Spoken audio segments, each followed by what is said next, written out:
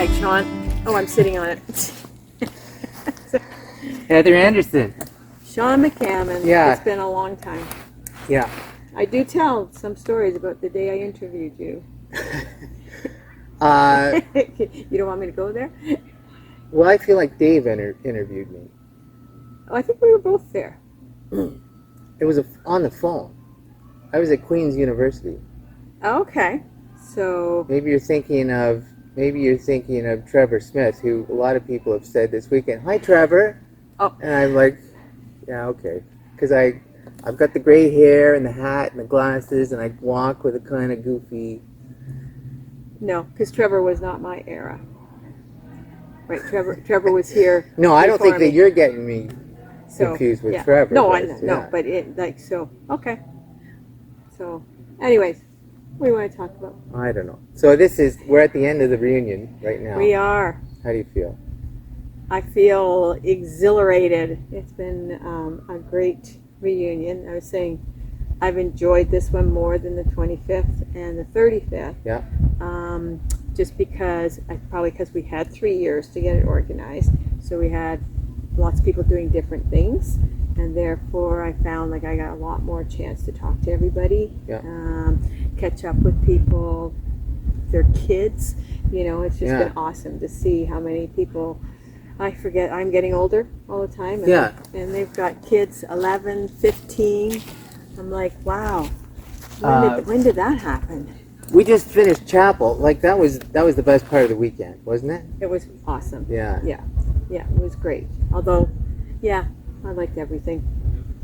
And, you know, coming back, you were director. How many years were you director? I think I was 20 years director and then 5. So 25 total.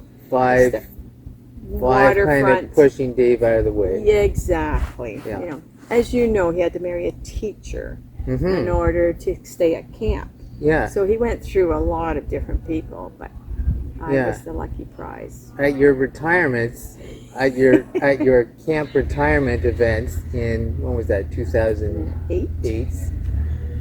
I made a joke where I said, when Uncle Don was director, he hired staff that liked working with children. When Heather was director, she hired staff that had experience working with children. And when Dave was director, he hired staff willing to bear his children. Yeah. I don't remember that. I'm sure that I've got that somewhere, but yeah. Yeah. You're right. Absolutely. And having been director for 20 years, and this was your camp that you ran and looked after, and you come back in future years and it's somebody else's camp that's running it, how does that play? I feel honored to be here, and Lauren was my camper and my CIT with Connor. So last year, and that was Connor's last year, 2008. That's the last time I saw Lauren as a young adult. And to see her grow up and then find out that she has stayed involved with the camp. And then eventually, you know, she was working with Christina Bonner for a while. And then, you know, she was ending up going to take over the job. I was like, wow, I just feel great about that. The camp's in great hands. She's done a super job. And she's the one person who survived from your reign through that turbulence. Yes. And came out the other end, right? Yeah. Like, that's pretty lucky that we've got her in that role, right? Very lucky. Mm-hmm. Yeah, and she's done an awesome job. And so I think it's so neat to have that has happened, right? Because her being a camper of mine, staff, basically starting on staff, and then ended up taking over all the camps, not just Camp Huronda. So that's amazing. So there's still a little part of me in there, I think. Yeah. So she gives me undevoted respect. Like, it's amazing when I come on the property and things like that. Like, it's like, yeah, I'm the one that should be going to her, you know, because she's doing an incredible job. But yeah, it's just I mean, this is such a magical place. Yeah. I mean, we've been at home the last few nights after these and staying up for the extra couple hours, and all we're talking about is the days we were here. Amber's children now have been here. They had such a good time, wanted to come back this morning. Oh, can't we come? And I'm like, no, you can't. You got to go home. But why do you get to go? You know, so they're already, loving the camp. And Amber was so glad that they had such a good time yesterday. Hopefully they get diabetes. Yeah. So, Yeah. well, hopefully they'll go to camp. So, Yeah. be nice. Like yeah. Allie Miller and Rebecca Lowe, non-diabetics, Yes. have children with diabetes. I know. One comes here and one's going to come here. Amazing. Like how that is, because Allie was a school, she was on my basketball team. So she was a student of mine. And when I asked her to think about coming to camp one year, she said, camp? I've never been to camp, and I know nothing about diabetes. I said, that's okay. We'll train you in both respects, actually, but I think you'd like it. And so, she came that summer, and as they said, her and Rebecca hooked up as the two non-diabetic counselors that year and became such good friends. And then to have that happen to both of them, and when that, when I heard that, it was like, whoa. Then talking to like somebody like Jay Fogarty, who has 5 children, and I said to him, and is there any diabetes in the family? And he said, no, none of the kids. And they're all now, what did he say? I think probably mid-20s to 17. They're all very close together, he said, but nothing. So it's an interesting, diabetes is interesting. Yeah. Now, you didn't meet Dave here. No. Dave brought you in. Yes. So Dave and I met on a blind date. What did you do on that date? We actually went away for the weekend to Where? a cottage with friends who were introducing All us. right, yeah. Off the record, we actually slept together the first night. This will be on Facebook. Because we all stayed in the same loft. So anyways, we have brought that one up a few times. But anyways, and that was kind of it. Yeah. And then I was working for the Armed Forces during my university years out in BC for my summer jobs. And he said, well, have you thought of working in Ontario? Because you're going away every summer. And I went, well, I kind of really like working out west for the summertime. But then I said, sure, we'll try Camp Huronda. And that's when I had my swimming qualifications back in the old days, and became head of the waterfront that first year. And I'm actually going to say, whether it goes on or not, I didn't enjoy my first summer here. I found it very difficult. It was very routine. I'd come from school, which is very routine, but when I worked for the Armed Forces, we were in a bush camp, and there was not a lot of routine. So my summers were very free-flowing. When I came here, and there were whistles, and there were times, and there were skillies running, and there were, you had to be have here a meeting at 10:45 at night. Yes, and I was like, this is crazy. Like, I mean, wow, like, it's too much. So I really didn't enjoy the first summer. It's ironic, because then I spent 25 years here. And doing the same whistles, the same programs, expecting people to be there when they're supposed to be there, and understood exactly what it was all about. But and what happened the second year then? What was your role then? Second year, I didn't. That I was here, we had been married by then. So that was fast. It was. Wow. I was here in '82. We got married in '83. Yeah. So in '84, I came. Was pregnant with Amber. Yeah. Don't do the math. No, it was. So, anyways, I was starting. Dave was director, so I was starting to learn more about the camp. Did you know at the time you were being groomed? No, I wasn't sure where it was going to go, because I was still not in love with camp. Yeah. And but now I'm becoming more familiar with what these routines are all about. I really didn't have a role that summer. Just was here, kind of more feeling what it was all about. So and then again, I didn't have to probably be at 7 o'clock at the flagpole for the program that night, whatever. So And then the next year, I started kind of picking up some assistant kind of director stuff, learning a little bit more about the inside, the paperwork and cabin groups and all that kind of stuff, how that's rolled out.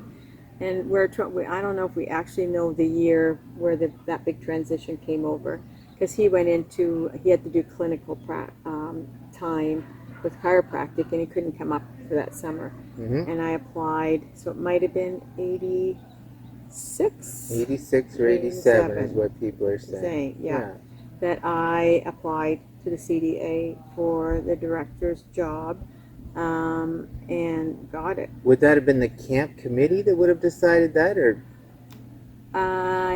Yes. Yeah. I'm going to say so at that time. Yeah. But it was kind of grueling. Like, it wasn't because I was Don Anderson's daughter-in-law or David's wife. They asked me like all kinds of questions, but because maybe just to make it seem legit. Maybe. Right? Yeah. But also because I was a teacher, I'd been through many job interviews, and so a lot of similar questions. And in that respect, so you must have felt a lot of pressure taking on, like, Don Anderson is yes, and now I'm in that role. Very much so. Yeah. And over the years, Dawn and I have developed a real special relationship because it made me cry, because it came. Sorry.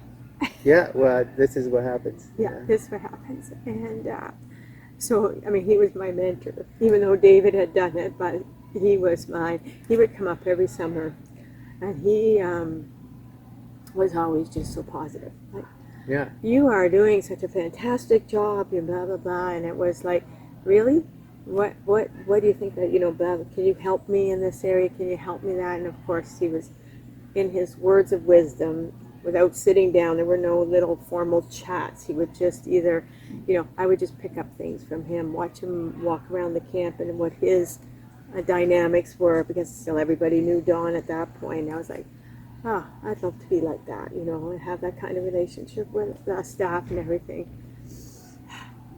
Yeah, and a lot of people have talked about, like, just the legacy of Dawn, like, going through you and making it to 50 years later. That's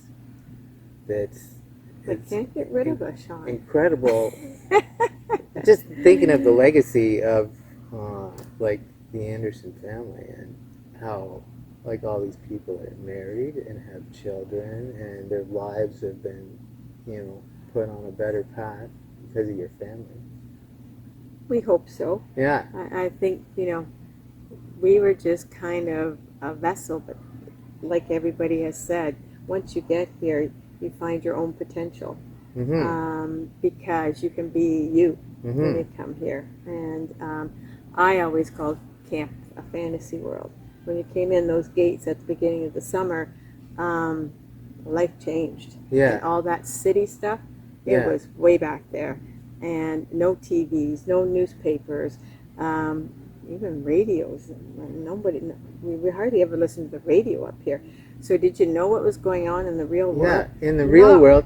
And I always wanted to say, like, where does it get more real than right here? Like, exactly. Yeah. And you're dealing with kids' concerns and problems, staff concerns. It always amazed me how many staff were always homesick at the beginning of the summer. Some of them have been here for 5 and 6 years. We're campers here, but they'd go through this period at the beginning of the summer where they'd be homesick, and we'd sit on the back steps and we would chat, and it was it's fine to be homesick. It doesn't matter. I get homesick. I come up here and there's always things. I always said that's a good thing. It means that you have a great home and you have a great life outside of camp as well, or you wouldn't miss it.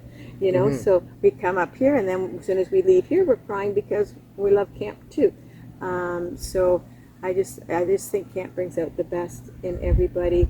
The confidence, the number of teachers that have come out, including 2 of my own, because it's so natural. You deal with kids and you find out you enjoy working with children. And yes, you need lots of patience and flexibility, but you learn that as a counselor. And it's a great profession to go into, and I can't think of a better profession for me. My whole life, I loved every single day. My whole life was great. Yeah. Every single day going to school, every single day coming to camp. Like I had the best life ever. Yeah. So, but your son was talking about how, like, mom never got a break. School to camp to school to camp to school to camp, and like that's a commitment. Like there's no, like we're going to Disney or whatever. We did go to Disney in December. March break, yeah. Yeah. So, but well, look at that boy. He recognized that. Yeah. Yeah. I mean, I look back, I'd never change a thing. So, And now you live like half an hour away here.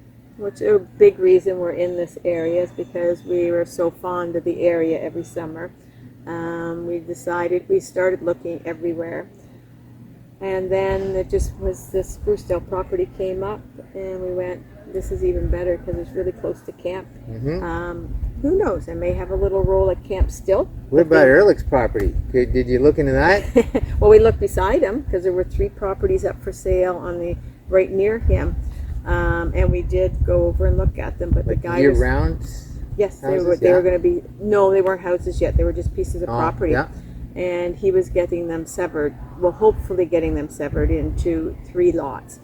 But we thought we'll just wait and see. They weren't done yet. It took him a long time. We had already bought a property up here, and then he did get permission to sever those lots. But yeah, that might have been a little hard being this close to him. At least, we're 25 minutes away. Mm-hmm. It's close, but not quite that close. Yeah. So, yeah. I loved when Ehrlich popped over, when he just canoe over. come in the dining hall, like I said, and start shaking people's hands, and all of a sudden everybody's looking up. He had a chair that said the Bob on it, Bob. and he liked to just hold court. Yeah. So that was really, that was neat when he would come over and do that and feel comfortable to walk in, and, because he started knowing less people here every year, but he still had some patients here, or kids that he was treating, so it was nice that he would do that. He's 96. Yeah, I know. Yeah. Incredible man. Yeah. Yep. Oh. All right. Okay, and we have incredible friends. Yeah. From here, Yeah. which you do, and lots of people do. Yeah. All of them. Yeah. Oh. Thank you for your service. Service. It wasn't service, actually. So, it wasn't work. It was, it was just something to do. Is that going to be on your headstone? Yeah, it wasn't work. It wasn't service. It was just a good place to come for the summertime. Yeah. Loved it. So. All right. Want a hug? Yeah, I sure do. Of course. Yep. Can't ever have too many hugs. All right. So you got all these hugs from all these people you're interviewing? Well, some people are